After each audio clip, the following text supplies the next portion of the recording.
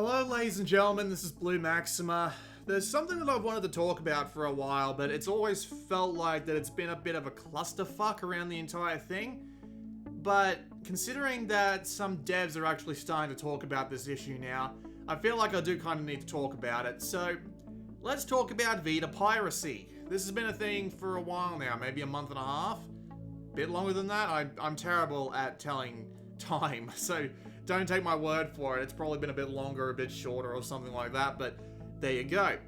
So, the thing is that Homebrew was finally opened up on the Vita recently, with 3.60 being hacked with the Henkaku hack, and then someone figured out how to do piracy on that after the latest firmware version came out that had a fix for it in the first place. So, if you're on 3.60, you can, well, get on and start pirating shit, which is a very bad thing, obviously. But some people are taking this to mean, for example, this tweet here, which is what prompted me to make this video in the first place. This is prompting people to say that they might be canceling games for Vita, and I had a little bit of a look into it. It's just a surface level look, and I haven't gone and actually gotten like numbers or anything like that.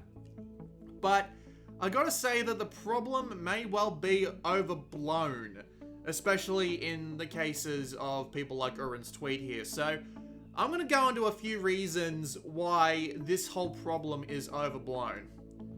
So, reason number one is that it's hard to execute properly. You need to have a Vita that's on 3.60, and if you are buying a Vita from pretty much anywhere except, say, someone who's had it sitting around for like 6 months or so, it's not going to be on the right firmware. It's going to be off the firmware onto 3.61, and you're not going to be able to do anything with it. So you need to have something with 3.6. You also need to do it via the browser every time you turn the Vita on, which is not the hardest thing in the world, but you still need to do it. And of course, you need a big-ass memory card in order to actually start fitting stuff on it. So you need to spend a fair bit of money on actually getting the... I just dropped my freaking glasses cleaning fluid on the floor, don't worry about that. Yeah. So you need to have a Vita on 3.6, you need to have a big memory card, and you need to open it up in the browser every time you want to do it. Or at the very least, use the local solution that they had. Which is hard to execute because, again, you just need to actually have the Vita in the first place, which is hard to get. Following on from this, reason number two is that it's not as popular as you might expect it to be. So, about a month after the hack came out, and there was I can't say the word because I can't fucking speak. Publication, nope, I still can't say it. There was a lot of publicity around it. A lot of sites that have never done bloody Vita articles before, except before the damn thing came out, finally decide to actually get off their ass and talk about the Vita by talking about how it was hacked. And still, despite that, in the first month of Henkaku being around, funny thing enough, only 100,000 people installed Henkaku. And Henkaku is not the thing that does piracy. But it does allow for it, but it's not the thing that actually does it. You need to actually go and get games as well. So, that's your maximum user count after about a month. Maybe there's more people doing it later on, but still, 100,000 people. Let's continue on to actually have a look at something a little bit more precise. So, there's a subreddit on Reddit that focuses entirely on pirating Vita games. That subreddit has about 5,000 people subscribed to it, and about 150 something people visiting it pretty much all the time. I checked a few times a day over the process of getting ready for this video, and it never really got above 200, at least from what I saw. Then I went to a couple of other sites, and they had pretty much negligent, like, viewer data, so I couldn't see, but the biggest one I could find had roughly about, I don't know, 600 people viewing the relative section for the Vita stuff. 600 people at one time, pretty much every time I went to the site. And you actually have to, like, register and log in order to see that section. So, 600 something people is the amount of people who went to the effort to register in order to see it.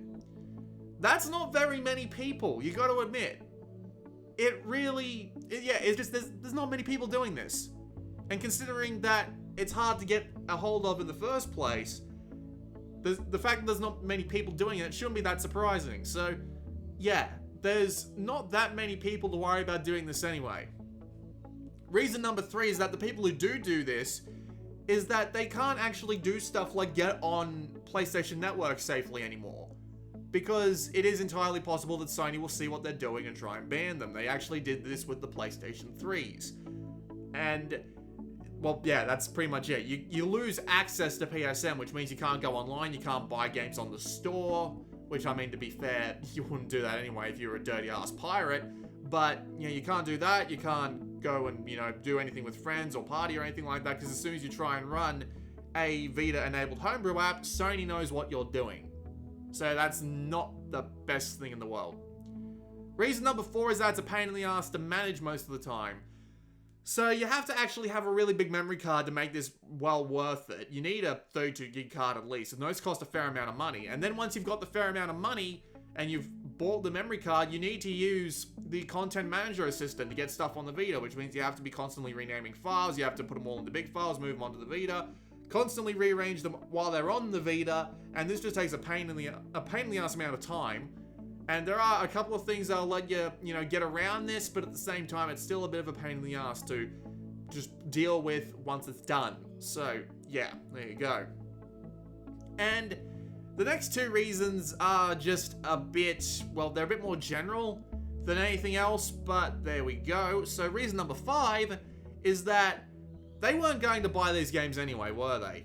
Most pirates don't actually buy the games they pirate, at least at the very beginning. Some pirates, after they play the games, might actually spend the money to buy the games afterwards, but for the most part, they weren't going to buy the games anyway, so they really shouldn't be a part of anyone's particular total.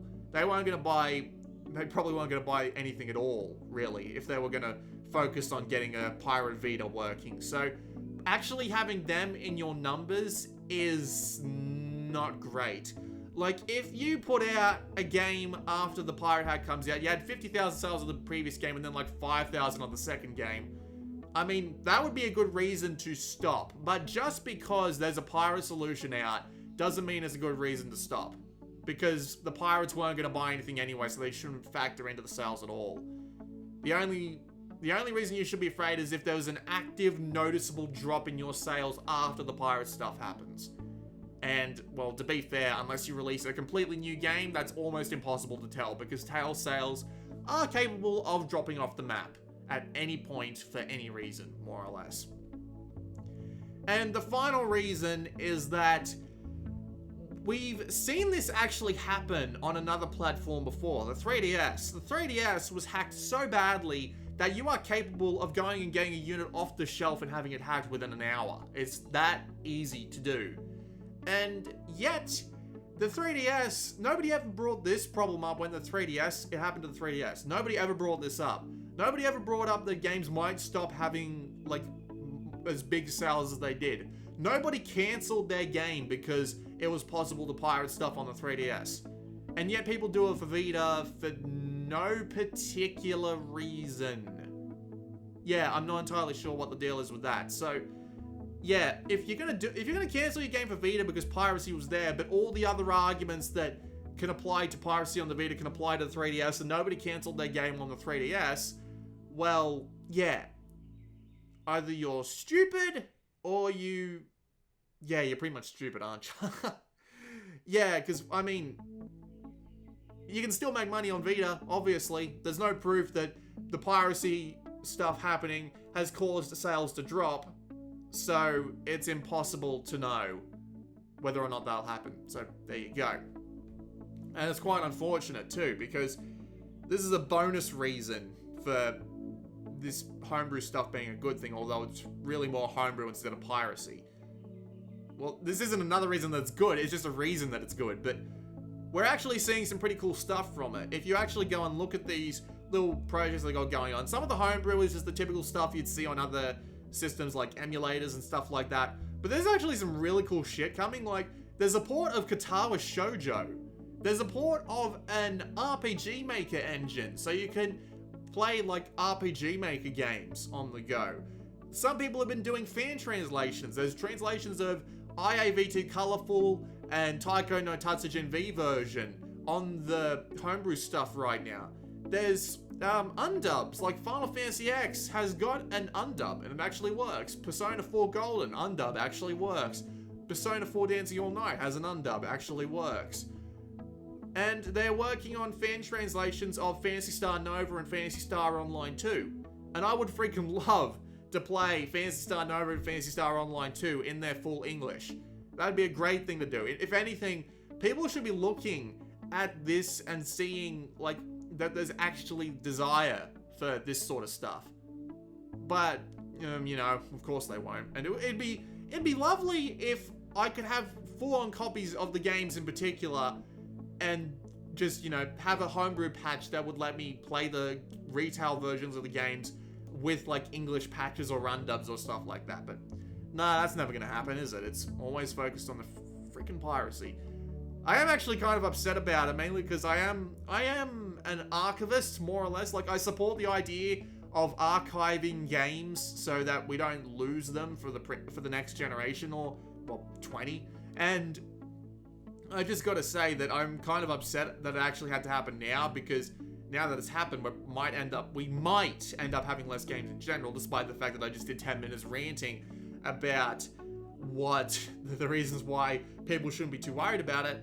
But we might end up losing games. So they should have held on to this for as long as possible until the Vita, like, gone off the shelf. Well, it is technically off the shelves in a lot of places right now, but until it stops having support altogether, it should have been held off until that happened. And then they could have said, hey, we've got this stuff coming out right now, and we got this stuff here so you can back up your games now that the Vita's not being supported by anyone, which would be great. But of course, that's not what happened.